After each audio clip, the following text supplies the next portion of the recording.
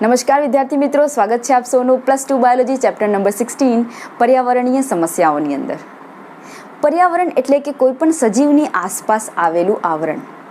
સજીવોની વાત કરીએ તો એમાં વનસ્પતિઓ તથા પ્રાણીઓ બધાનો સમાવેશ થઈ જતો હોય.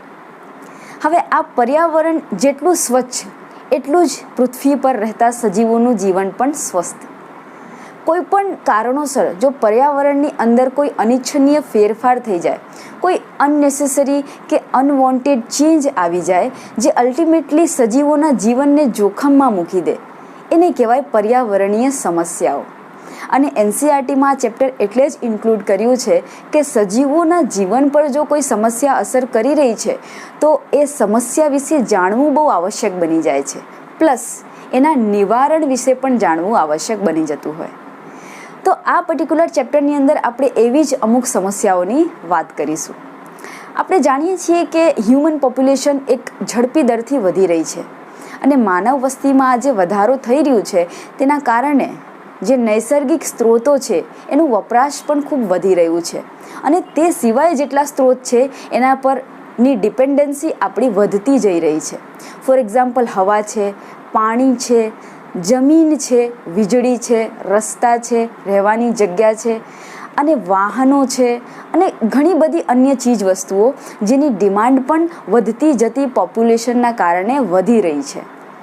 અને આના કારણે ખાસ કરીને જે આપણા નૈસર્ગિક સ્ત્રોત છે, જે આપણા કુદરતી સ્ત્રોત છે, એના પર પ્રેશર સર્જાઈ રહ્યું છે, એક દબાણ સર્જાઈ રહ્યું છે.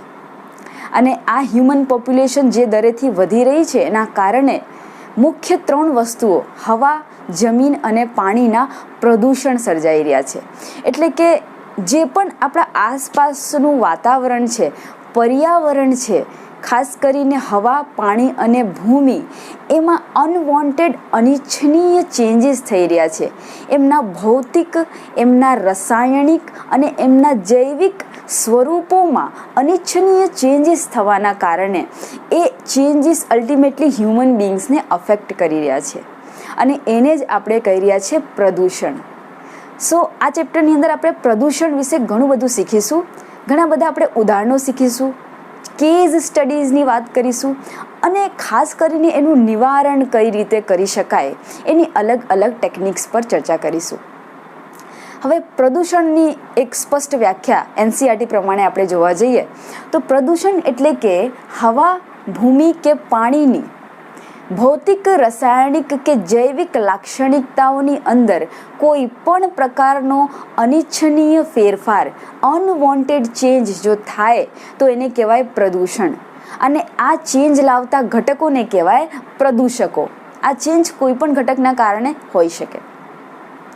હવે આ જે 3 વસ્તુઓ છે ઇમ્પોર્ટન્ટ, જે નૈસર્ગિક વસ્તુઓ છે જેના પર પ્રેશર સર્જાઈ રહ્યું છે due to the increasing amount of population, human population, એના માટે ભારત સરકારે એક પર્યાવરણ સંરક્ષણ અધિનિયમ 1986માં બનાવ્યું, જેની અંદર ભૂમિ, હવા અને પાણીનું જે પ્રદૂષણ છે એના નિયંત્રણની વાત કરી છે, જેની અંદર આ 3 વસ્તુઓના સુરક્ષાની વાત કરી છે અને કઈ રીતે પર્યાવરણની ગુણવત્તા વધારી શકાય, પર્યાવરણનું પ્રદૂષણ ઘટાડી શકાય એ વિષય પર ચર્ચા કરેલી છે.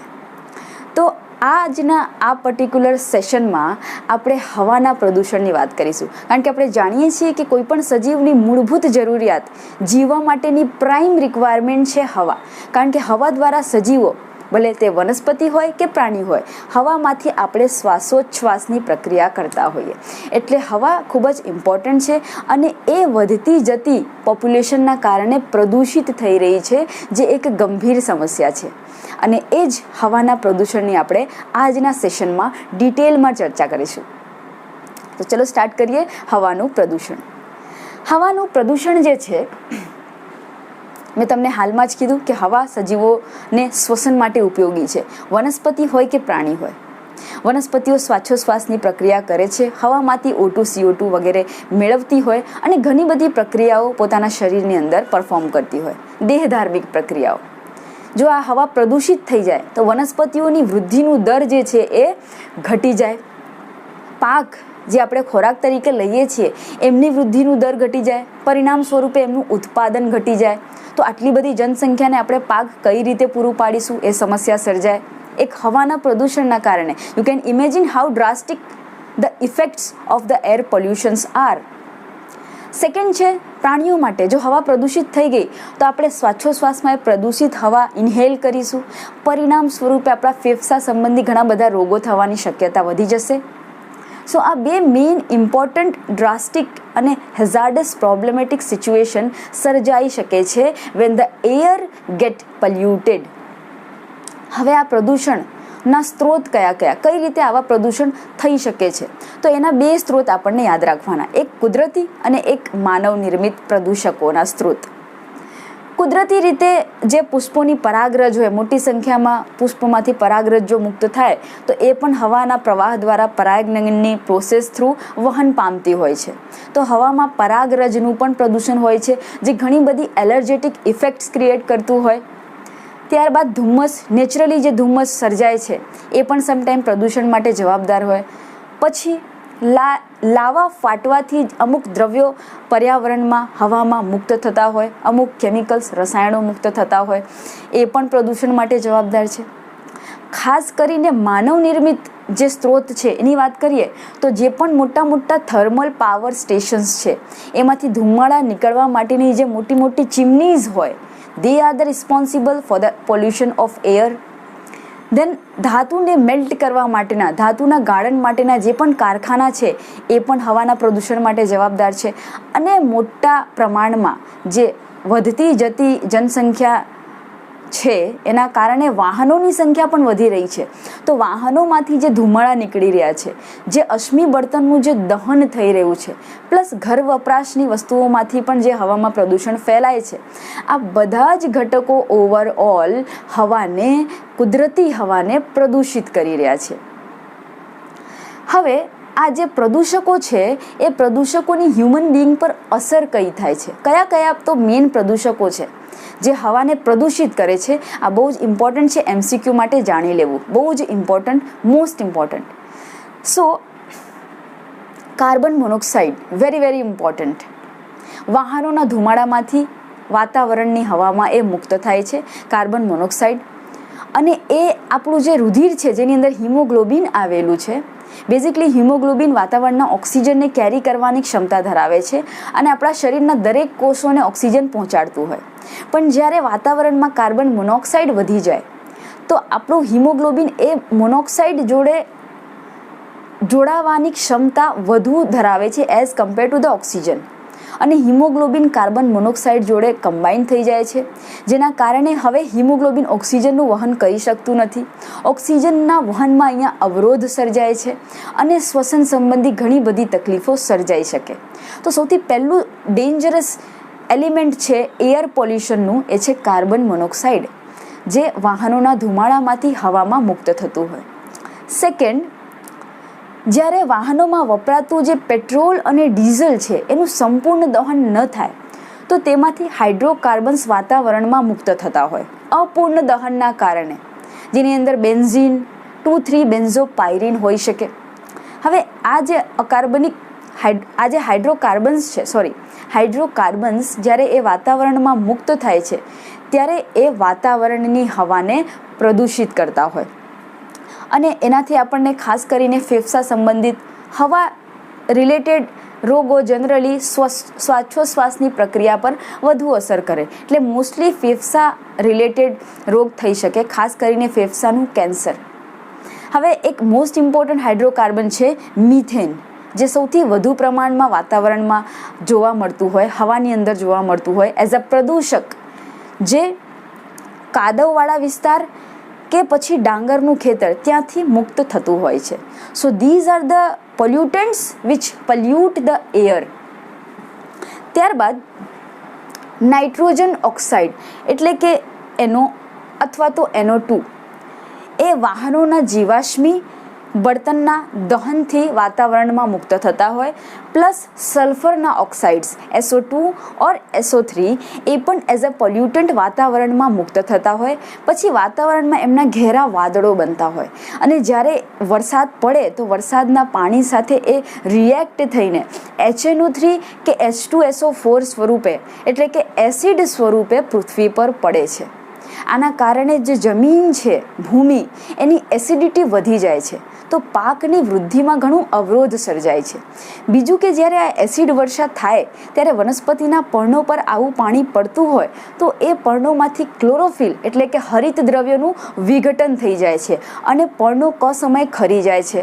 પરિણામ સ્વરૂપે પાક અથવા વનસ્પતિનું ઉત્પાદન ઘટી જાય છે, વનસ્પતિની સંખ્યા ઘટી જાય છે, તેમની વૃદ્ધિ અવરોધાઈ જાય છે, તેમની મૃત્યુ થઈ જાય છે. આવા બધા પ્રોબ્લેમેટિક સિચ્યુએશન્સ એસિડ રેઇનના કારણે વાતાવરણની અંદર કે પર્યાવરણની અંદર સર્જાઈ શકે છે. પ્રાણીઓમાં એસિડ વર્ષાના કારણે શ્વાસ સંબંધી ઘણી બધી પ્રોબ્લેમ્સ થઈ શકે. ફોર એક્ઝામ્પલ એમ્ફિસેમા છે, બ્રોન્કાઇટિસ છે, ફેફસાનો સોજો છે, ફેફસાનું કેન્સર છે, વગેરે વગેરે. અને આપણે બીજું પણ એક ઇમ્પોર્ટન્ટ વસ્તુ જો ઓબ્ઝર્વ કરી હોય, તાજમહેલ જે સંગેમરમરનું બનેલું છે એ જેટલું સફેદ અને સુંદર પહેલાં હતું, હવે એ પ્રદૂષિત થઈ ગયું છે. એની જે ખૂબસૂરતી છે, જે એની વ્હાઇટનેસના કારણે હતી, એ હવે ધીમે ધીમે ઘટી રહી છે. અને એનું એકમાત્ર કારણ છે પ્રદૂષણ. ખાસ કરીને સલ્ફરના ઓક્સાઇડ્સના કારણે જે એ સફેદ રંગનું સંગેમરમર હતું એ હવે પીળાશ પડતું થઈ ગયું છે. SO2ના કારણે આવું થયું છે. એટલે કે આપણી જે ઐતિહાસિક આપણો જે વારસો છે એ પણ પ્રદૂષણની ચપેટમાં આવી જતા હોય છે. સો પ્રદૂષણ is very very dangerous for the human beings as well as for the plant two.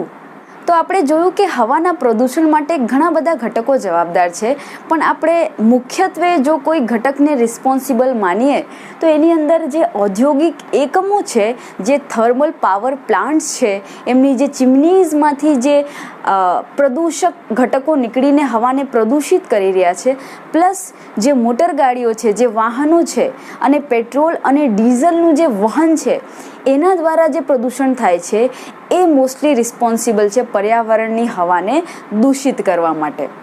સો આપણે આ બે જે ફેક્ટર્સ મોસ્ટ ઇમ્પોર્ટન્ટ છે એર પોલ્યુશન માટે, એમાંથી નીકળતા પ્રદૂષણો પર, એમાંથી નીકળતા પ્રદૂષક ઘટકો પર કઈ રીતે કાબૂ મેળવીશું, કઈ રીતે એનું કંટ્રોલ કે નિયંત્રણ કરીશું, એની ચર્ચા કરીએ. તો જે થર્મલ પાવર પ્લાન્ટ્સ છે એમાંથી જે પણ કણ સ્વરૂપી ઘટકો, પ્રદૂષકો હવાની અંદર મુક્ત થાય છે અને હવાને પ્રદૂષિત કરે છે, એના નિયંત્રણની આપણે બે ટેકનિક સ્ટડી કરીશું. મોસ્ટ ઇમ્પોર્ટન્ટ છે ટેકનિક નંબર 1 છે માર્જક એટલે કે scrubber, and technique number 2 is electrostatic precipitator એટલે કે સ્થિત વિદ્યુત અવક્ષેપક. હવે માર્જકની અંદર આ ડાયાગ્રામમાં તમે જોઈ શકો છો કે એક પર્ટિક્યુલર મોટું સાધન બનાવેલું છે. આની અંદર અશુદ્ધ હવા એક તરફથી ધકેલવામાં આવે છે, ઇન્ટ્રોડ્યુસ કરવામાં આવે છે, અને ઉપરની બાજુએ પાણી કે ચૂનાનો ફુવારો આપવામાં આવે છે. એટલે કે જે હવા અહીંથી પાસ થઈ રહી છે એની ઉપર પાણી ફેરી દેવામાં આવે છે, પાણીનો છંટકાવ કરવામાં આવે છે ખૂબ જ ફોર્સફુલી. તો જે પણ અશુદ્ધ હવા ઉપર જઈ રહી છે એમાં જેટલી પણ અશુદ્ધિઓ છે, જેટલા પણ કણ સ્વરૂપી પ્રદૂષકો છે, એ પાણી કે ચૂનાના પ્રવાહથી નીચે તળિયે બેસી જશે અને પછી શુદ્ધ હવા જે છે એ ઉપર મુક્ત થશે. આ જે માર્જક કે સ્ક્રબરની જે ટેકનિક છે એ મોસ્ટલી SO2 જેવા વાયુઓને દૂર કરવા માટે વપરાતી હોય. સેકન્ડ ટેકનિક છે સ્થિર વિદ્યુત અવક્ષેપક. આની અંદર આ જે ડાયાગ્રામ આપણે બનાવેલું છે એના માધ્યમથી આપણે સમજીએ કે કઈ રીતે પ્રદૂષકોને દૂર કરીને હવાને શુદ્ધ બનાવાય છે. તો આ જે અહીંયા રચના બનાવેલી છે, આની અંદર અશુદ્ધ હવા જે છે, ધૂળના રજકણોયુક્ત અશુદ્ધ હવાને એક પ્રોપર સેગમેન્ટની અંદર, એક પ્રોપર એરિયા છે એની અંદર ઇન્ટ્રોડ્યુસ કરવામાં આવે કે જેની અંદર હાઈ વોલ્ટેજવાળા તાર લગાડેલા હોય છે. એની અંદરથી હાઈ ઇલેક્ટ્રિસિટી પ્રોડ્યુસ થાય છે. ઇલેક્ટ્રોન્સ, નંબર ઓફ ઇલેક્ટ્રોન્સ ખૂબ જ મોટી સંખ્યામાં અહીંયા ઉત્પન્ન થાય છે. એ હાઈ વોલ્ટેજના કારણે હજારો વોલ્ટેજ હોય, અને આ ઇલેક્ટ્રોન્સ પાસેથી આ અશુદ્ધ હવાને પસાર કરવામાં આવે. હવે જ્યારે અશુદ્ધ હવા ઇલેક્ટ્રોન્સના કોન્ટેક્ટમાં આવે તો એમાં રહેલા જે પણ રજકણો છે એ ઋણ વીજભારિત થઈ જાય ઇલેક્ટ્રોન્સના કારણે, અને આ ઋણ વીજભારિત રજકણો પછી ધીમે ધીમે આગળ વધે છે. ત્યારબાદ અહીંયા ગોઠવણી કરેલી હોય અમુક પ્લેટ્સની, અમુક પટ્ટિકાઓની, સ્ટ્રીપ્સની, જેને કહેવાય છે સંચાયક પટ્ટિકાઓ, જે જમીનના સીધા સંપર્કમાં હોય. હવે આ જે ઋણ વીજ ભારિત ભૂમિના કણો છે, જે પ્રદૂષણયુક્ત જે રજકણો છે, એ ઋણ વીજભારિત રજકણો આ સંચાયક પટ્ટીઓ પાસે આકર્ષાઈ જશે. અહીંયા એમનું હવાનું વેગ આપણે એકદમ સ્લો કરી દઈશું, જેના કારણે ઋણ વીજભારિત જે રજકણ છે, જે કણ સ્વરૂપી પ્રદૂષકો છે, એ સંચાયક પટ્ટીઓ સાથે આકર્ષાઈ જશે અને પછી જમીનના તળિયે નીચે બેસી જશે. અને શુદ્ધ હવા, આ જે ગ્રીન ડોટ્સ બતાડેલા છે એ શુદ્ધ હવા છે ફોર એક્ઝામ્પલ, તો એ પ્રદૂષણ નીચે બેસી ગયું અને શુદ્ધ હવા ઓટોમેટિકલી બહાર નીકળી જશે. સો આ ટેકનિક છે ઇલેક્ટ્રોસ્ટેટિક પ્રેસિપિટેટરની, જ્યાં આપણે એક ચોક્કસ વિદ્યુત ક્ષેત્ર, જેને કોરોના અહીંયા કરીને મેન્શન કરેલું છે, એ આપણે ત્યાં પ્રોડ્યુસ કરીએ છીએ અને ત્યાંથી જે ઇલેક્ટ્રોન્સ નીકળે છે એના સંપર્કમાં જે કણો છે એ આવીને ઋણ વીજભારિત થઈ જાય છે અને પછી તેઓ સંચાયક પટ્ટિકાના કોન્ટેક્ટમાં આવીને ભૂમિના તળિયે બેસી જાય છે અને શુદ્ધ હવા આગળ નીકળી જાય છે. So these two techniques are very important for the removal of dust particle from the polluted air, જે ખાસ કરીને થર્મલ પાવર પ્લાન્ટ્સમાંથી પ્રોડ્યુસ થયેલ છે. હવે જે control pollution centre pollution control board જે છે, આ ફૂલ ફોર્મ યાદ રાખવું ખૂબ જ ઇમ્પોર્ટન્ટ છે. સેન્ટ્રલ પોલ્યુશન કંટ્રોલ બોર્ડ, એના દ્વારા એક ધારણા અથવા તો એક સ્ટેટમેન્ટ આપવામાં આવેલું છે કે જે એવું કહે છે કે એવા કણો જે એકદમ સૂક્ષ્મ છે, કારણ કે આ બે ટેકનિક દ્વારા તો મોટી સાઇઝના કણોને આપણે હવામાંથી દૂર કરી શકીએ છીએ, પણ અમુક કણો એટલા સૂક્ષ્મ હોય કે જે આ બે પદ્ધતિઓ દ્વારા દૂર કરી શકાતા નથી. એમ તો આપણે એવું કહીએ છીએ કે 99% ઓફ ધૂળના કણો આ ઇલેક્ટ્રોસ્ટેટિક પ્રેસિપિટેટર દ્વારા નીકળી જતા હોય, પણ અમુક કણો જે હોય પ્રદૂષણની અંદર એકદમ સૂક્ષ્મ હોય. ફોર એક્ઝામ્પલ 2.5 માઇક્રોમીટર કે એનાથી પણ ઓછી સાઇઝ, ઓછું વ્યાસ ધરાવતા જે રજકણો હોય એ આટલી ઇઝીલી આ ટેકનિક્સથી નથી નીકળતા. અને આવા ઘટકો જો શ્વાસોચ્છ્વાસની પ્રક્રિયા દ્વારા આપણે ઇન્હેલ કરીએ તો આપણને શ્વસન સંબંધી ફેફસાના ઘણા બધા રોગો કરી શકે, જેના કારણે અકાળે મૃત્યુ થઈ શકે. તો આ એક વસ્તુ આપણે MCQ પોઈન્ટ ઓફ વ્યૂથી યાદ રાખવાનું છે કે જે સેન્ટ્રલ પોલ્યુશન કંટ્રોલ બોર્ડ છે એને એવું કહ્યું છે કે ફેફસા માટે એવા કણો ખૂબ જ હાનિકારક કે જેનો વ્યાસ 2.5 માઇક્રોમીટર કે એના કરતાં ઓછું હોય અને એવી અશુદ્ધિઓ હવામાં ફરતી હોય. These are very dangerous for your lungs. Clear? Second જે આપણે કહી રહ્યા છીએ કે વાહનોમાંથી જે નીકળતો ધુમાડો છે, જે પેટ્રોલ અને ડીઝલનું જે અપૂર્ણ દહન થાય છે, જો એનું સંપૂર્ણ દહન નથી થતું તો મોટા પ્રમાણમાં વાતાવરણમાં અશુદ્ધિઓ મુક્ત થતી હોય છે. તો એને આપણે કઈ રીતે કાબુ મેળવી શકીએ અમુક અંશ સુધી? તો એનો બેસ્ટ ઉપચાર એ છે કે ઉદ્દીપકીય પરિવર્તકો એટલે કે કેટાલિટિક ટ્રાન્સફોર્મર્સનો ઉપયોગ વાહનોની અંદર કરવો. હવે આ કેટાલિટિક ટ્રાન્સફોર્મર્સ એટલે કે ઉદ્દીપકીય પરિવર્તકો કયું રોલ પ્લે કરે છે પ્રદૂષણને ઘટાડવા માટે?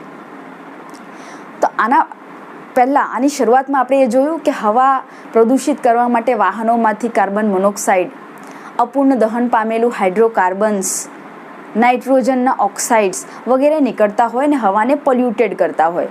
હવે ઉદ્દીપકીય પરિવર્તકો જો આપણે વાહનમાં લગાડીશું તો આપણને એનાથી શું ફાયદો છે?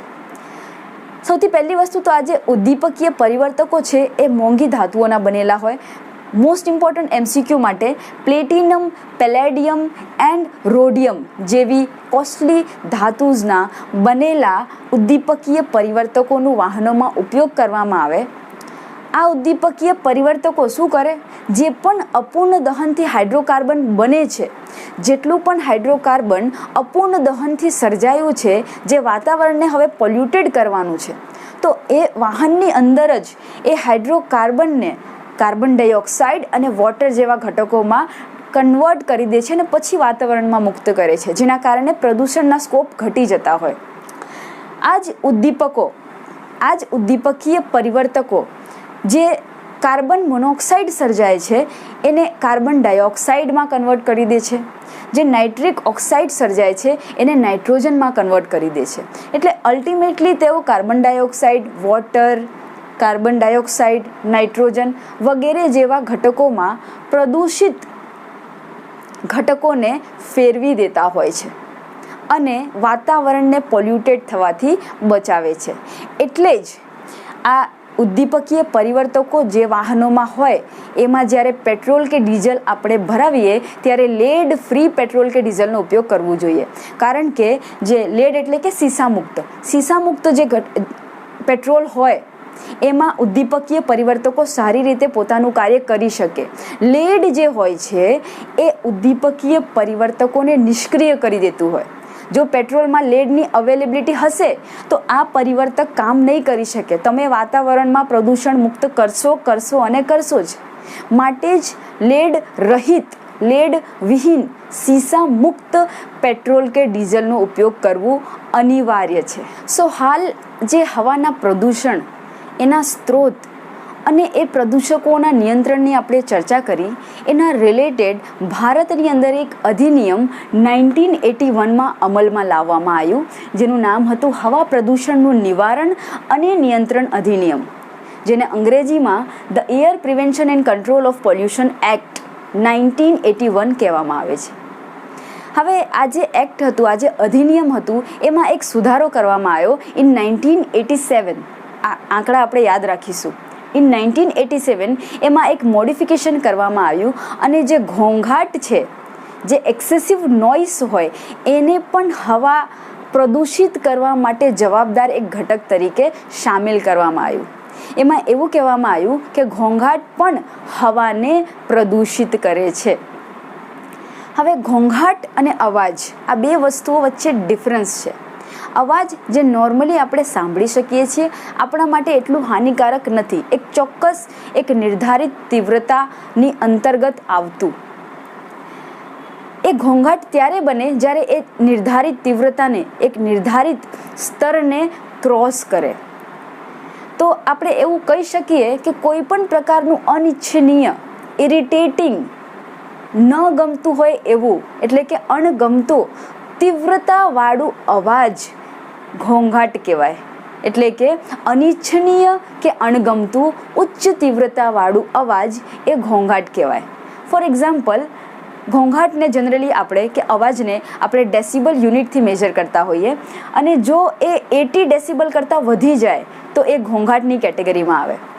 અવાજ જ્યારે 80 ડેસિબલ કરતાં વધુ હોય તો એને ઘોંઘાટની કેટેગરીમાં આપણે મૂકતા હોઈએ છીએ. હવે આવા ઘોંઘાટ આપણી આસપાસ પ્રોડ્યુસ થાય છે. સમટાઈમ્સ નેસેસરીલી ઓર અનનેસેસરીલી આપણે પણ પ્રોડ્યુસ કરતા હોઈએ છીએ, પરંતુ આપણે એની સાથે સાથે એ ભૂલી જઈએ છીએ કે એને ઇગ્નોર કરીએ છીએ કે એની ઘણી વિપરીત અસર આપણી હેલ્થ પર, આપણા ફિઝિયોલોજી પર, આપણી મેન્ટલ સાયકોલોજી પર પણ પડી શકે છે. એટલે કે એની ઘણી બધી મનોવૈજ્ઞાનિક અને શારીરિક વિપરીત અસરો આપણી હેલ્થ પર પડતી હોય છે. ખાસ કરીને જે મોટા શહેરો છે, જ્યાં ઘણી જનસંખ્યા વધારે છે, વાહનો વધુ છે, ક્રિયાવિધિઓ બહુ વધુ માત્રામાં જોવા મળતી હોય, ત્યાં ઘોંઘાટનું પ્રમાણ પણ બહુ વધારે હોય છે. એવા સ્પેસિફિક ઝોનની જો આપણે વાત કરીએ કે જ્યાં જેટ વિમાન્સ અને જે ન્યુક્લિયર પાવર રિએક્શન્સ અથવા રિએક્ટર્સ હોય, જ્યાં રોકેટ લોન્ચિંગના પ્રોગ્રામ્સ થતા હોય, એ જગ્યાએ ખૂબ જ તીવ્રતાવાળું અવાજ પ્રોડ્યુસ થાય છે, જેની તીવ્રતા 150 ડેસિબલ કરતાં કે તેના કરતાં પણ વધુ 150 ડેસિબલ કે તેના કરતાં પણ વધુ હોઈ શકે છે, જે આપણા કાનની અંદર આવેલા કર્ણપટલને નુકસાન કરી શકે છે અને પછી લાંબા સમય સુધી એવું બની શકે કે સાંભળવાની જે ક્ષમતા છે એ સ્લો ડાઉન થતી જાય, એ નબળી પડતી જાય છે. તો આ 150 ડેસિબલ વાળો આંકડો પણ આપણે MCQ માટે યાદ રાખીશું. હવે અલ્ટિમેટલી ધ્વનિ પ્રદૂષણથી આપણા બોડી પર શું ઇફેક્ટ પડે? એક તો આપણું સ્વભાવ ચીડચીડિયું થઈ જાય, ઇરિટેટિંગ. આપણે દર વખતે એક ટેન્શન અનુભવીએ, તણાવની સ્થિતિ શરીર પર અનુભવાય છે અને હૃદયના ધબકારા વધી જાય. આપણે શ્વાસોશ્વાસની જે ક્રિયાવિધિ છે એની અંદર પણ પરિવર્તન આવી જતું હોય છે. સો સિસ્ટમ એક અનબેલેન્સિંગ વેમાં ચાલવા માંડે છે, જે અલ્ટિમેટલી આપણા શરીરને મોટા સમય પછી નુકસાન કરતી હોય છે. હવે જરૂરી નથી કે આવા જેટ વિમાન કે રોકેટના જે વિસ્તારો છે ત્યાં જ આવું ઘોંઘાટ પ્રોડ્યુસ થાય છે. નોર્મલ અવરજવરની જે જગ્યાઓ હોય, જે વાહનોની જ્યાં બહુ અવરજવર થતી હોય, જ્યાં બહુ લાઉડ સ્પીકર ચાલતા હોય, એવી બધી જગ્યાઓ પર જે એક 80 ડેસિબલ કરતાં પણ જો વોઇસ વધારે થઈ, જરૂર નથી કે 150 ડેસિબલ કરતાં જ વધુ તીવ્રતા એટલે બહેરાશ આવે. 80 ડેસિબલ કરતાં બી જો વોઇસ સામાન્ય સ્વરૂપે વધી ગયું, ઘોંઘાટ બની ગયું, તો after a long time it will create a harmful impact on your hearing capacity અને શરીર પર એની અલ્ટિમેટલી અસર જોવા મળે છે. તો કઈ રીતે આ ઘોંઘાટ પ્રદૂષણને કંટ્રોલમાં લાવીશું? કારણ કે હવાના પ્રદૂષણમાં આપણે કાર્બન મોનોક્સાઇડ, અપૂર્ણ દહનથી સર્જાતું હાઇડ્રોકાર્બન, નાઇટ્રોજનના ઓક્સાઇડ, આ વગેરે પર કાબૂ મેળવવાની ટેકનિક્સ તો આપણે શીખી, પણ હવાના પ્રદૂષણમાં ઘોંઘાટનું પણ એક ઇમ્પોર્ટન્ટ રોલ છે. આ પણ એક ઘટક છે જે હવાને પોલ્યુટ કરી રહ્યું છે. તો આના પર કઈ રીતે કાબૂ મેળવીશું? તો એની અમુક ટેકનિક્સ જો આપણે અપનાવીશું તો ઓબ્વિયસલી આપણે આ જે ઘોંઘાટનું પ્રદૂષણ છે, જે હવાને પ્રદૂષિત કરી રહ્યું છે, એને આપણે રેડ્યુસ કરી શકીએ છીએ. જેમાં સૌથી પહેલું છે કે ઉદ્યોગોમાં જ્યાં બહુ અવાજ ક્રિએટ થતું હોય, ઊંચી તીવ્રતાનું ઘોંઘાટ સર્જાતું હોય, ત્યાં આપણે એ ઘોંઘાટને એબ્ઝોર્બ કરનારા ઘટકોનો ઉપયોગ કરી શકીએ છીએ, જેને આપણે કહીએ છીએ ધ્વનિ શોષક સામગ્રી. અને સિમ્પલી આપણે એ પણ કરી શકીએ કે એવા જ્યાં પણ ઉદ્યોગોની સ્થાપના થઈ હોય એની આસપાસ વૃક્ષારોપણ કરીને પણ એ ધ્વનિની તીવ્રતાને ઘટાડી શકીએ છીએ. આ જે વૃક્ષો હોય એ ધ્વનિ ખૂબ જ સારા ધ્વનિ શોષકો હોય. તે સિવાય ઘણી બધી એવી સામગ્રીઓ હોય છે જે અવાજને એબ્ઝોર્બ કરી લેતી હોય અને એની જે તીવ્રતા છે, એની જે ઇન્ટેન્સિટી છે એને ઘટાડી દેતા હોય. તો એવા ઘટકોનો ઉપયોગ કરીએ તો હવાને આપણે ઘોંઘાટથી પ્રદૂષિત થતાં બચાવી શકીએ છીએ. તે સિવાય જે શાળાઓ હોય, સ્કૂલ્સ અને જે પણ હોસ્પિટલ્સ હોય, એની નજીકના એરિયાને આપણે એવું કન્ફાઇન કરી દઈએ કે એ એરિયા હોર્ન મુક્ત છે, ત્યાં વધારે વાહનોનું ઘોંઘાટ ના પ્રોડ્યુસ થવું જોઈએ. તો એનાથી પણ આપણે જે પોલ્યુશન છે, એર પોલ્યુશન, ઘોંઘાટ પોલ્યુશન, એને રેડ્યુસ કરી શકીએ છીએ. પછી જે પણ આપણે પ્રસંગની અંદર અથવા તો કોઈ પણ સેલિબ્રેશનમાં જે લાઉડ સ્પીકરનો ઉપયોગ કરતા હોઈએ, તો એનો એક ચોક્કસ જે પરમિસિબલ એક રેન્જ હોય કે આટલું જ લાઉડ તમે એ ધ્વનિને વગાડી શકો છો કે એન્જોય કરી શકો છો, એ પરમિશનને ફોલો કરવું, જે પરવાનગીમય જે ધ્વનિ સ્તર છે એને ફોલો કરવું, અને જે આપણી નૈતિક જવાબદારી બી બની જાય છે પર્યાવરણને બચાવવાની. તો આવું કરીને પણ આપણે ધ્વનિ પ્રદૂષણ રેડ્યુસ કરી શકીએ છીએ. પ્લસ એક નિર્ધારિત સમય સુધી આ લાઉડ સ્પીકર વગેરે અલાઉડ હોય વગાડવાનું. ત્યારબાદ આ બધા રૂલ્સનું પાલન કરીને આપણને એ જે વસ્તુ છે, જે ધ્વનિનું પ્રદૂષણ છે, એને ઘટાડવાનો એક પૂરતો એક જવાબદાર નાગરિક તરીકેનો એક પ્રયત્ન કરવો જોઈએ. અને જો નાના પાયેથી આ શરૂઆત કરીશું તો અલ્ટિમેટલી મોટા સ્તર પર આપણે એ ચેન્જ જોઈ શકીશું. તો ચેપ્ટરની અંદર આપણે જેટલા પણ પોલ્યુશન્સની ચર્ચા કરીશું, હવા પ્રદૂષણ છે, પાણીનું પ્રદૂષણ છે, ભૂમિનું પ્રદૂષણ છે, આ બધા પ્રદૂષણના રિલેટેડ એક એક કેસ સ્ટડી આપણે લાસ્ટમાં કરીશું. એક એક એવા કિસ્સાની સ્ટડી કે જેમાં આપણને ખ્યાલ આવશે કે પ્રદૂષણ પર કઈ રીતે ખરેખર કાબૂ મેળવી લેવામાં આવ્યું છે અમુક અંશ સુધી. સો હાલ જે હવા પ્રદૂષણ આપણે શીખ્યા, જેના સ્ત્રોતોની વાત કરી, જેના નિયંત્રણની વાત કરી, એના રિલેટેડ એક કેસ સ્ટડી છે જે છે દિલ્હીની. તો દિલ્હી એક ભારતની અંદર સૌથી પ્રદૂષિત શહેર માનવામાં આવે છે હવા પ્રદૂષણની જ્યારે વાત થાય છે. અને વાહન વ્યવહાર ત્યાં એટલું બધું છે, એટલી મોટી માત્રામાં છે કે ત્યાં પ્રદૂષણનું સ્તર પણ એટલા દરથી વધી રહ્યું છે. ગુજરાત અને વેસ્ટ બેંગોલના ટોટલ વાહનોને આપણે જો સરવાળો કરીએ તો એના કરતાં પણ વધુ માત્ર કાર છે દિલ્હીની અંદર. તો વાહનો તો કેટલા ઘણા હશે આપણે ઇમેજિન કરી શકીએ છીએ. એક સર્વે જે 1990માં કરવામાં આવ્યું, એના ડેટા પ્રમાણે વિશ્વના કુલ 41 સૌથી પ્રદૂષિત શહેરોમાંથી દિલ્હી પણ એક હતું જે ચોથા ક્રમે હતું.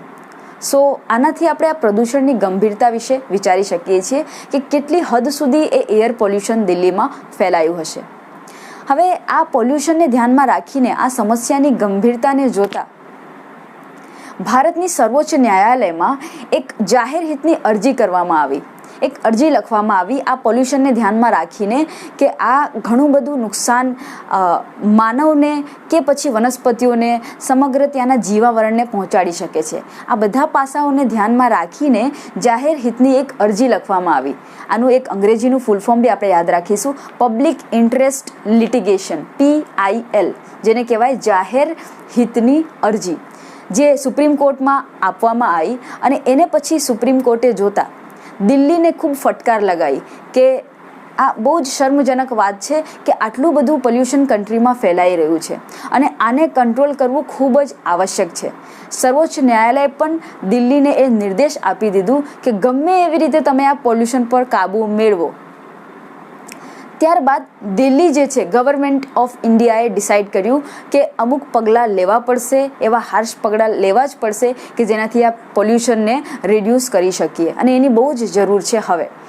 તો એવા પગલાંમાં સૌથી પહેલું પગલું એ હતું કે જેટલા પણ પબ્લિક ટ્રાન્સપોર્ટના વાહનો છે, જે બસીસ છે, જ્યાં મોટા અમાઉન્ટમાં લોકો ટ્રાન્સપોર્ટ કરતા હોય, જે વેહિકલનો ઉપયોગ કરતા હોય ટ્રાન્સપોર્ટેશન માટે, એને CNG યુક્ત કરવું, પેટ્રોલ કે ડીઝલના ઉપયોગને રિડ્યુસ કરી દેવું અને જેટલા પણ પબ્લિક ટ્રાન્સપોર્ટ, પબ્લિક પરિવહન અથવા તો સાર્વજનિક પરિવહનના જે પણ વાહનો છે એને CNGના ઉપયોગ તરફ ડાયવર્ટ કરવું.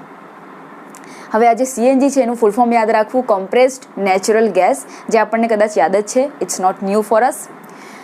હવે આ જે CNGનું રૂલ જે લાગુ પાડવામાં આવ્યું, લગભગ 2002 સુધી દિલ્હીની બધી જ જે પબ્લિક ટ્રાન્સપોર્ટની જે વાહનો જે હતા તેઓ CNG યુક્ત કરી દેવામાં આવ્યા અથવા તો CNGમાં પરિવર્તિત કરી દેવામાં આવ્યા. CNG કઈ રીતે બેનિફિશિયલ છે પેટ્રોલ અને ડીઝલ પર? પહેલી વસ્તુ એ કે CNG એક ગેસ છે, પેટ્રોલ અને ડીઝલ જે છે એ લિક્વિડ ફોર્મેટમાં મળે છે. તો આ એક ફાયદો છે કે ગેસને ચોરો ચોરી પણ નથી કરી શકતા, જેમ કે પેટ્રોલ અને ડીઝલનું નોઝલ ઓપન કરીને અને જે ચોર હોય એને ચોરાઈ લેતા હોય છે. આવી રીતે આપણે CNG ગેસને નથી ચોરી શકતા. આ first point. CNG gas petrol અને ડીઝલ કરતાં ચીપ છે, સસ્તી છે, અફોર્ડેબલ છે લોકો માટે. થર્ડ વસ્તુ છે કે CNG ગેસ એનું દહન વધુ માત્રામાં થઈ જતું હોય છે, જેમ કે પેટ્રોલ અને ડીઝલ અપૂર્ણ દહન પામતા હોય અને હાઇડ્રોકાર્બન જેવી બાય પ્રોડક્ટ્સ રહેવા દેતા હોય છે, જે વાતાવરણમાં પ્રદૂષણ ફેલાવતી હોય. પણ CNG મોટાભાગે દહનશીલ છે, અમુક અને એકદમ નહિવત જેટલું એનું ભાગ જે છે એ અદહનશીલ રહી જાય છે, જે એટલું બધું પ્રદૂષણ માટે રિસ્પોન્સિબલ નથી. પછી આ જે CNG છે એની અંદર આપણે કોઈ પણ પ્રકારની મિલાવટ કે ભેળસેળ પણ નથી કરી શકતા, કારણ કે ગેસિયસ ફોર્મમાં હોય છે. જેમ કે પેટ્રોલની અંદર કેરોસીન એડ કરીને મિલાવટ કરીને પછી એને યુઝ કરતા હોઈએ, જેનાથી વાતાવરણમાં વધુ પોલ્યુશન મુક્ત થાય છે. CNGમાં આવી ભેળસેળ કરવાના ચાન્સીસ એકદમ ઘટી જાય છે. So these are the benefits of using CNG as compare to the petrol and diesel. અને આ જ CNGનો ઉપયોગ દિલ્હીની અંદર બધા જ પબ્લિક ટ્રાન્સપોર્ટના વાહનોમાં કમ્પલસરી કરી દેવામાં આવ્યું. So this was the first step કે જે દિલ્હીએ પોલ્યુશનને ઘટાડવા માટે લીધું.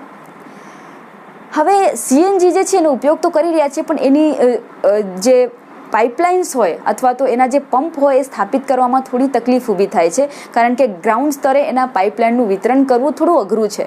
તો આ એક પ્રોબ્લેમ ક્રિએટ થઈ શકે છે. Otherwise CNG is very good to reduce the air pollution.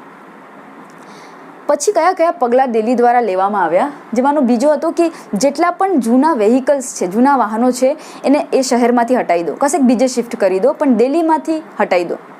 અને લગભગ એક ક્રાઇટેરિયા હતું કે 15 વર્ષથી જૂના જેટલા પણ વેહિકલ્સ હોય એને હટાવી દો. એની પાછળનું એક જ લોજિક હતું કે એના જે એન્જિન ખરાબ થઈ જાય એને હવે મોડિફાઈ બી ના કરી શકીએ અને એ વધુ પ્રદૂષણ વાતાવરણમાં મુક્ત કરતા હોય છે. એના કારણે એને 15 વર્ષથી જૂના જે પણ વેહિકલ્સ છે એને દૂર કરી દેવામાં આવ્યા.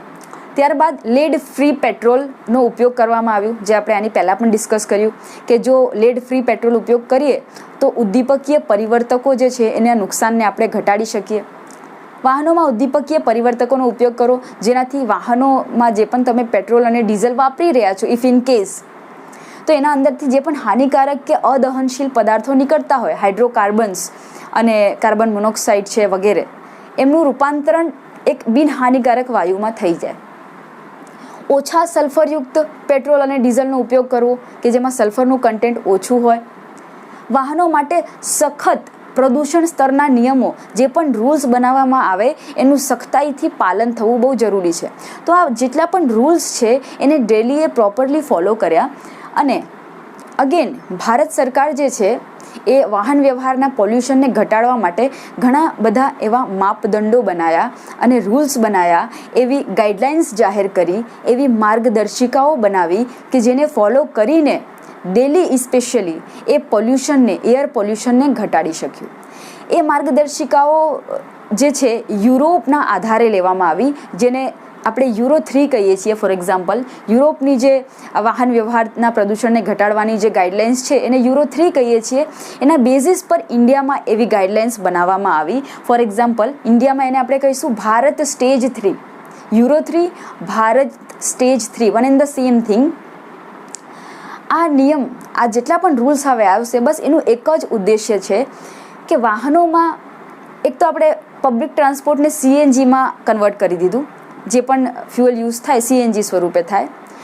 બાકીના જેટલા વાહનોમાં પેટ્રોલ અને ડીઝલનો વપરાશ થઈ રહ્યું છે એમાં સલ્ફર કન્ટેન્ટને ઘટાડો, બને એટલું એને ઘટાડો. અને જે પણ સુગંધિત એરોમેટિક હાઇડ્રોકાર્બન સર્જાય છે એનું અમાઉન્ટ બી ઘટાડો. આ ઘટાડશો તો અલ્ટિમેટલી પ્રદૂષણ હવાનું ઘટી જવાનું છે.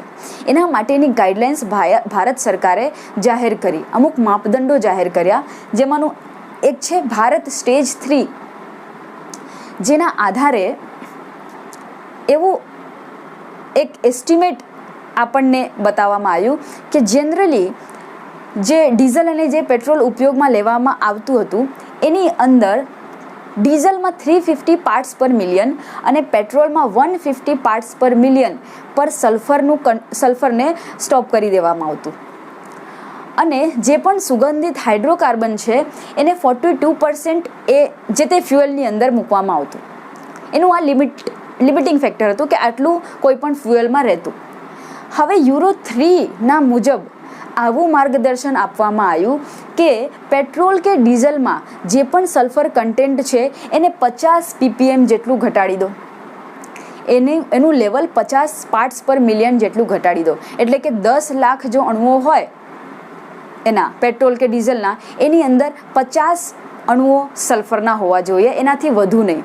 સો માર્ગદર્શિકા એ જ કહેતી હતી કે જે લેવલ પર તમારા ડીઝલની અંદર 350 ppm સલ્ફર હતું અથવા પેટ્રોલની અંદર 1 ppm સલ્ફર હતું એને 50 ppm કરી દો, એટલું ઘટાડી દો એને. અને જે હાઇડ્રોકાર્બન 42% જે જોવા મળતું હતું આ ફ્યુઅલ્સની અંદર, એને લગભગ 35 કરતાં ઓછા ટકા સુધી ઘટાડી દો. આ હતું યુરો 3 માપદંડનું એક નિર્દેશન. ત્યારબાદ NCERTમાં એક એવું પણ સ્ટેટમેન્ટ છે જે આપણા માટે ઇમ્પોર્ટન્ટ છે યાદ રાખવું, એ છે યુરો 2 સ્ટેટમેન્ટ. યુરો 2 અત્યારે ભારતમાં કશે પણ લાગુ નથી, જેને આપણે યાદ રાખવું કે ભારતમાં કયું રૂલ અથવા માપદંડ હાલ લાગુ નથી, હાલ નથી એપ્લિકેબલ. એ છે ભારત સ્ટેજ 2 અથવા તો યુરો 2. એટલે આ જે નવી NCERT જે ઇમ્પ્રોવાઇઝ કરીને અત્યારે બની છે એની અંદર નેક્સ્ટ યુરો 3 પછી સીધું છે યુરો 4, એટલે કે ભારત સ્ટેજ 4નો અમલીકરણ દર્શાવવામાં આવેલું છે. તો અહીં તમે જોશો કે એક ટેબલ આપેલું હશે NCERTની અંદર, સેમ એ ટેબલના કન્ટેન્ટને આપણને MCQ માટે યાદ રાખવા પડશે. એમાં તમને દર્શાવેલું છે કે ભારત સ્ટેજ 4નું અમલીકરણ 2 વ્હીલર, 3 વ્હીલર અને 4 વ્હીલર માટે કરવામાં આવ્યું. કેટલા વાહનો માટે? ભારત સ્ટેજ 4નું અમલીકરણ 2 વ્હીલર, 3 વ્હીલર અને 4 વ્હીલર પ્રકારના વાહનો માટે કરવામાં આવ્યું. ક્યારે? એપ્રિલ 2017ની અંદર. બધામાં સેમ યર અને સેમ મંથ યાદ રાખવું. 2 વ્હીલર જે છે એના માટે ખાલી યાદ રાખવું 1 એપ્રિલ 2017. ઓકે, અહીંયા નીચે લખેલું છે, કદાચ ત્યાં નહીં દેખાતું હોય, PDFની અંદર આપણે ખ્યાલ આવી જશે. ફાઇન. અને આટલા બધા માપદંડોનું અમલીકરણ કરીને ફાઇનલી 1997થી 2005 સુધી જો દિલ્હીના પોલ્યુશન સ્તરની વાત કરીએ, એર પોલ્યુશન સ્તરની વાત કરીએ, તો એમાં કાર્બન ડાયોક્સાઇડ અને સલ્ફર ડાયોક્સાઇડનું પ્રમાણ ઘણા હદ સુધી રેડ્યુસ કરી દેવામાં આવ્યું, જે એક સરાહનીય વાત છે. સો આજે આપણે હવા પ્રદૂષણના સ્ત્રોત અને કયા કયા ઘટકો હવાના પ્રદૂષકો હોય એને કઈ કઈ પદ્ધતિઓ દ્વારા આપણે નિયંત્રિત કરી શકીએ અને દિલ્હીની કેસ સ્ટડી આપણે હાલ જોઈ. નેક્સ્ટ ક્લાસમાં આપણે નેક્સ્ટ પોલ્યુશન વિશે ચર્ચા કરીશું. હવે આ હવા પ્રદૂષણના રિલેટેડ આપણે ઇમેજીસ જોઈ લઈએ. સો બેઝિકલી આપણે સ્ટાર્ટ કર્યું પ્રદૂષણથી, જેમાં આપણે જોયું કે મુખ્ય 3 પ્રકારના પ્રદૂષણ હવા, જલ અને ભૂમિ પ્રદૂષણ એ પર્યાવરણમાં સૌથી વધુ જોવા મળે છે અને જે સજીવો માટે ખૂબ જ હાનિકારક છે. આપણે જોયું કે વાહનોના ધુમાડા, ઔદ્યોગિક ધુમાડા જે છે એ હવાના પ્રદૂષણ માટે જવાબદાર છે અને એ સજીવો અને વનસ્પતિઓને નુકસાન પહોંચાડે છે, વનસ્પતિઓની ઉત્પાદકતાને ઘટાડીને અને સજીવોના શ્વાસોશ્વાસની પ્રક્રિયા પર ઇફેક્ટ કરીને. આ ઇમેજમાં તમે જોઈ શકો છો કે વનસ્પતિઓની અકાળે મૃત્યુ થઈ શકે અને આપણા શ્વસન સંબંધી ઘણી બધી સમસ્યાઓ, ઇરિટેશન વગેરે થતી હોય, જેના માટે 1986માં ધ એન્વાયરમેન્ટ પ્રોટેક્શન એક્ટ જે છે એ લાગુ કરવામાં આવ્યું. પછી જે ઉદ્યોગો દ્વારા જે પ્રદૂષણ થાય છે, જે પ્રદૂષક કણો હવામાં મુક્ત થાય છે, એને પ્રિવેન્ટ કરવા માટેની ટેકનિક આપણે જોઈ, જેમાંની આ ટેકનિક છે ઇલેક્ટ્રોસ્ટેટિક પ્રેસિપિટેટરની, જે તમને મેં સમજાવી હાલ. ત્યારબાદ આપણે જોઈ માર્જકની ટેકનિક, જ્યાં નીચેથી અશુદ્ધ હવા પસાર કરવામાં આવે છે અને ઉપરથી પાણી કે ચૂનાનો ફુવારો અપ્લાય કરીએ કે જેનાથી રજકણો નીચે પડી જાય છે અને શુદ્ધ હવા ઉપરની બાજુએ નીકળી જતી હોય છે. ત્યારબાદ સેન્ટ્રલ પોલ્યુશન કંટ્રોલ બોર્ડ દ્વારા એવું જાહેર કરવામાં આવ્યું કે અમુક કણો જે ખૂબ જ સૂક્ષ્મ હોય છે તે આ બંને ટેકનિક દ્વારા પ્રદૂષકો સ્વરૂપે અલગ કરી શકાતા નથી. 2.5 માઇક્રોમીટર કે તેનાથી ઓછા વ્યાસ ધરાવતા આ કણો જે છે આપણા શ્વસન સંબંધી ઘણી બધી બીમારીઓ કરી શકે છે. ત્યારબાદ આપણે વાહન વ્યવહાર જે હોય એ હવા પ્રદૂષણ માટેનું મુખ્ય કારણ હોય અને એને સ્ટોપ કરવા માટે વાહનોની અંદર ઉદ્દીપકીય પરિવર્તકોનો ઉપયોગ કરવો જોઈએ, જે પ્લેટિનમ, પેલેડિયમ અને રોડિયમને સમાવિષ્ટ કરતા હોય. પછી આપણે જોયું કે આ ઉદ્દીપકીય પરિવર્તકો હાઇડ્રોકાર્બન્સને કાર્બન ડાયોક્સાઇડ અને પાણીમાં કન્વર્ટ કરી દેતા હોય અને કાર્બન મોનોક્સાઇડ અને નાઇટ્રિક ઓક્સાઇડને કાર્બન ડાયોક્સાઇડ અને નાઇટ્રોજનમાં કન્વર્ટ કરી દેતા હોય છે. ત્યારબાદ આપણે દિલ્હીની કેસ સ્ટડી જોઈ, જેમાં જાહેર હિતની અરજી કરવામાં આવી સુપ્રીમ કોર્ટની અંદર અને સુપ્રીમ કોર્ટે દિલ્હીને એવું આદેશ અથવા એવો નિર્દેશ આપ્યું કે ગમે એવી રીતે પોલ્યુશનને કંટ્રોલમાં લઈ આવો. તો દિલ્હીએ જે પણ પબ્લિક ટ્રાન્સપોર્ટના વાહનો હતા એને CNGના ઉપયોગ કરતા વાહનોમાં પરિવર્તિત કરી દીધા. એટલે કે પબ્લિક ટ્રાન્સપોર્ટની બધી જેટલી પણ બસો છે એની અંદર પેટ્રોલ કે ડીઝલની જગ્યાએ CNGનો ઉપયોગ થવા લાગ્યું, જેના કારણે પ્રદૂષણ ખાસા હદ સુધી ઓછું થયું. અને આ CNGના ફાયદા આપણે પેટ્રોલ અને ડીઝલની ઉપર શું છે, કેટલા છે એ બધું ડિસ્કસ કર્યું.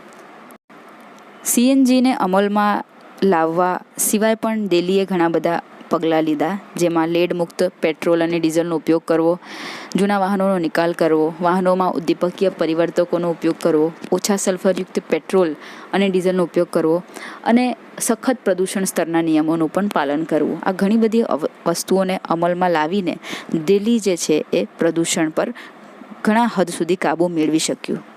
પછી વચ્ચે આપણે જોયું કે 1987માં જે air prevention and control of pollution act હતું એમાં એક સુધારો કરવામાં આવ્યો અને એવું એડિશન કરવામાં આવ્યું કે ઘોંઘાટ પણ હવાના પ્રદૂષણ માટે જવાબદાર છે. ઘોંઘાટ એટલે કે એકદમ અનિચ્છનીય અને અણગમતું ઉચ્ચ તીવ્રતાવાળું અવાજ. આ જે ઘોંઘાટ છે એ અમુક તીવ્રતા કરતાં વધુ જો આપણા કાનના પડદા સુધી પહોંચે તો એ આપણી સાંભળવાની જે ક્ષમતા છે એને નબળી કરી શકે છે અને જેના ઘણા મનોવૈજ્ઞાનિક અને શારીરિક નુકસાન પણ છે.